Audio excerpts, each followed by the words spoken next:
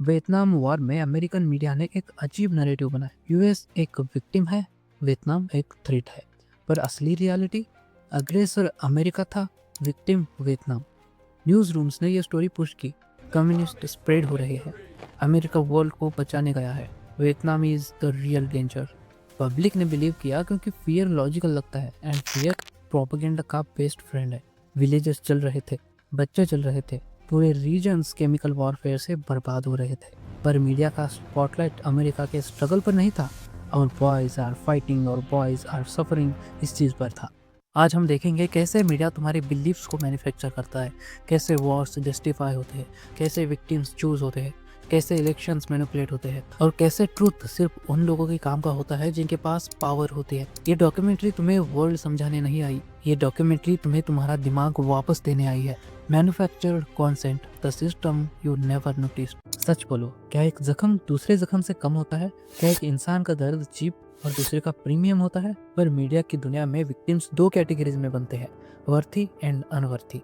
तुम्हारे सामने कोई ट्रेजेडी हो जाए तो तुम नेचुरली रिएक्ट करते हो, पर अगर वही ट्रेजेडी न्यूज़ में ना आए तो क्या वो ट्रेजेडी ही नहीं होती? जो विक्टिम्स किसी एनिमी कंट्री में होते हैं, उनके साथ तो कुछ भी हो जाए, मीडिया उन्हें तुरंत याद कर लेती है। उनकी कहानी 4-5 बार दिखाई जाती है दिन में। Emotional music, special documentary, prime time screaming. लेकिन जो विक्टिम्स किसी एली कंट्री में होते हैं या उन पर जुल्म किसी फ्रेंडली गवर्नमेंट ने किया होता है, तो उनका दर्द हेडलाइंस के लायक नहीं होता। 1984 एक पॉलिश प्राइस्ट की मर्डर हो जाती है। मीडिया हंगामा, front page, prime time, international memorial, सब कुछ होता है। लेकिन लैटिन अमेरिका में 100 रिलीजियस वर्कर्स, प्राइट्स, नन्स मार दिए गए, और उनमें 8 तो अमेरिकन थे। पर मीडिया ने उनके लिए स्पेस नहीं दिया, बस फुटनोट्स बना दिए। आज भी ये पैटर्न रिपीट होता है। कुछ जगहों के आंसू हेडलाइन बन जाते हैं और कुछ जगह के आंसू टाइमलाइन तक नहीं पहुंच पाते हैं। मीडिया सिर्फ वो दर्द हाईलाइट करती है जिससे पब्लिक आउटरीच उसके फेवर में आ जाए। ये दुनिया में ट्रेजेडी का वैल्यू एक सा नहीं होता। मीडिया एक दर्द को ग्लोबल हार्ट ब्रेक बताती है और दूसरे को डेटा एरर। तो अगले सीन देखते वक्त, अगला ब्रेकिंग अलर्ट स्क्रॉल करते वक्त बस एक सवाल सोचना, कि ये दुनिया का दर्द है या दर्द का एक एडिटेड वर्जन। इलेक्शंस को हम डेमोक्रेसी का हार्ट मानते हैं, पर सच कहूँ, कभी कभी इमोशंस मैजिक शो बन जाते हैं। आपको चॉइस दिखाई जाती है पर रियल चॉइस होती ही नहीं। ह्यूमन ब्रेन को लगता है कि जब ऑप्शंस दिख रहे हो तो चॉइस हमारी है, पर जब ऑप्शंस ही फिल्टर्ड हो तो चॉइस कैसे हमारी? मीडिया का काम इलेक्शन को एक्सप्लेन करना नहीं होता, एंटरटेन करना होता है।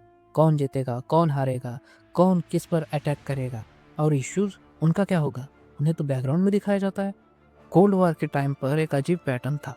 जहां इलेक्शंस यूएस एलीज कर रहे थे, वहां मीडिया ने उन्हें हिस्टोरिक डेमोक्रेटिक अचीवमेंट बोला, और जहां इलेक्शंस यूएस के क्रिटिक्स कर रहे थे, उन्हें बोला fraud, shame, dictatorship. Same process, same ballot, same public, लेकिन डेमोक्रेटिक टैग किसी और ने डिसाइड किया। मीडिया इलेक्शंस को फैक्ट से नहीं, स्टोरी से एक्सप्लेन करती है, और हर स्टोरी को विलन और हीरो चाहिए। जिसको सपोर्ट करना है वो हीरो, जिसको वीक दिखाना है उसे विलन दिखाया जाता है। आज भी यही पैटर्न चल रहा है। कुछ देशों के इलेक्शंस को मीडिया फ्री एंड फेयर बोल देती है, सिर्फ क्योंकि देश पावरफुल कंट्रीज के पार्टनर होते हैं। और कुछ जगहों पर अगर पब्लिक सरकार को पसंद ना आए तो न्यूज़ हेडलाइंस तुरंत चल जाती है, जैसे कि थ्रेट टू डेमोक्रेसी।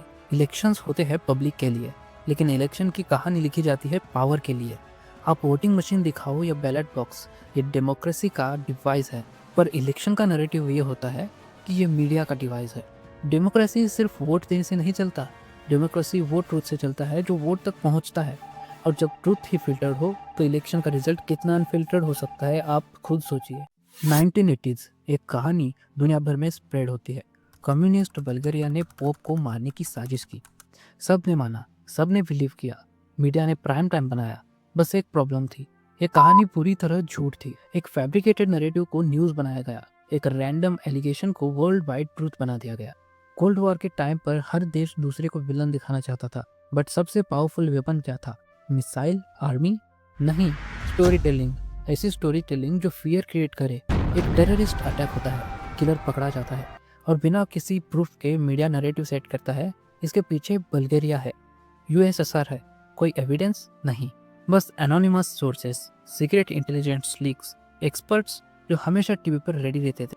पहले प्रोपेगेंडा न्यूज़पेपर से फैलता था, आज एल्गोरिदम से फैलता है। आज का डिसइंफॉर्मेशन सबटल है, viral memes, half truth reels, out of context tweets. जो कंटेंट आपको गुस्सा दिलाए एल्गोरिदम वही ज़्यादा पुश करता है, क्योंकि गुस्सा is equal to engagement, engagement is equal to profit. आज कोई जाइंट कोल्ड और कॉन्स्पिरेसी नहीं बनाना पड़ता, बस एक मिसलीडिंग क्लिप चाहिए, एक मैनिपुलेटेड हेडलाइन, एक डॉक्टर पिक्चर और स्टोरी ग्लोबल हो जाती है। एल्गोरिदम्स हमारे लॉजिक से नहीं, हमारे इमोशंस से बात करते हैं। शॉक, फियर, एंगर, सिंपैथी, इन 4 इमोशंस का कॉम्बिनेशन ही वायरल ट्रुथ बनता है। चाहे वो सच हो या नहीं, इससे कोई फर्क ही नहीं पड़ता। हिस्ट्री के कुछ चैप्टर्स ऐसे होते हैं जहां सच सिर्फ छुपाया नहीं जाता, उल्टा करके दिखाया जाता है। वियतनाम वॉर में अमेरिकन मीडिया ने एक अजीब नैरेटिव बनाया। यूएस एक विक्टिम है, वियतनाम एक थ्रेट है। पर असली रियलिटी, अग्रेसर अमेरिका था, विक्टिम वियतनाम। न्यूज़ रूम्स ने यह स्टोरी पुश की, कम्युनिस्ट स्प्रेड हो रहे हैं, अमेरिका वर्ल्ड को बचाने गया है, Vietnam is the real danger. Public ने बिलीव किया क्योंकि फियर लॉजिकल लगता है एंड फियर प्रोपेगेंडा का बेस्ट फ्रेंड है। विलेजेस चल रहे थे, बच्चे चल रहे थे, पूरे रीजन्स केमिकल वॉरफेयर से बर्बाद हो रहे थे। पर मीडिया का स्पॉटलाइट अमेरिका के स्ट्रगल पर नहीं था, और बॉयज आर फाइटिंग और बॉयज आर सफरिंग इस चीज़ पर था।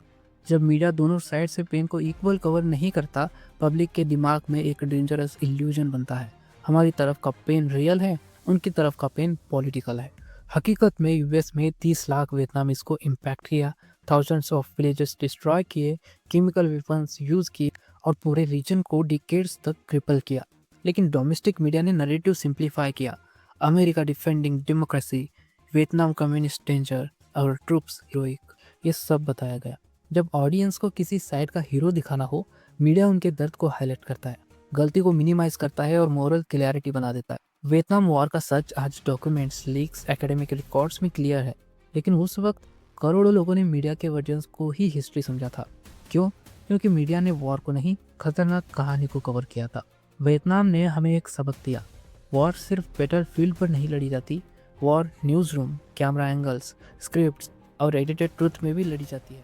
हमने देखा कि मीडिया सिर्फ इंफॉर्मेशन का सिस्टम नहीं, बिलीव्स का इंजन है। ये डिसाइड करता है कौन हीरो है, कौन विलन, कौन विक्टिम और कौन टेरर है। आज हम जितना वर्ल्ड को समझते हैं, उसमें से आधा हमने नहीं, मीडिया ने हमारे लिए डिसाइड किया होता है। कभी ओनरशिप के फिल्टर से, कभी एडवर्टाइजर्स के प्रेशर से, कभी सोर्सिंग के इन्फ्लुएंस से, कभी फ्लैग के डर से, कभी आइडियोलॉजी के नैरेटिव से। गलती मीडिया की है? आपको क्या लगता है कि गलती मीडिया की है या हमारी? प्रोपेगेंडा तभी काम करता है जब हम सोचते हैं कि प्रोपेगेंडा हो ही नहीं रहा, जब हम बिलीव कर लेते हैं कि जो दिख रहा है वही सच है। पर सच ये भी है, रिमोट हमसे कभी छीना ही नहीं गया, बस हमने किसी और को पकड़ा दिया। अब अगर हम क्वेश्चंस पूछना स्टार्ट करें, सोर्सेस कंपेयर करें और नैरेटिव के पीछे के एजेंडा को समझने लगे, तो प्रोपेगेंडा का सिस्टम टूटना स्टार्ट हो जाता है। मैन्युफैक्चर्ड कंटेंट हमें ट्रूथ से नहीं, ट्रूथ के एडिटेड वर्जन से मिलाता है। और जब तक ऑडियंस अवेक है, कोई भी सिस्टम हमें मैनिपुलेट नहीं कर सकता। दुनिया तब बदलेगी जब हम सिर्फ न्यूज़ देखना बंद नहीं करेंगे, न्यूज़ को समझना स्टार्ट करेंगे। क्योंकि पावर के पास एक ही सुपर पावर होती है, हमारी साइलेंस, और ऑडियंस के पास एक ही सुपर पावर होती है, कॉन्शियसनेस।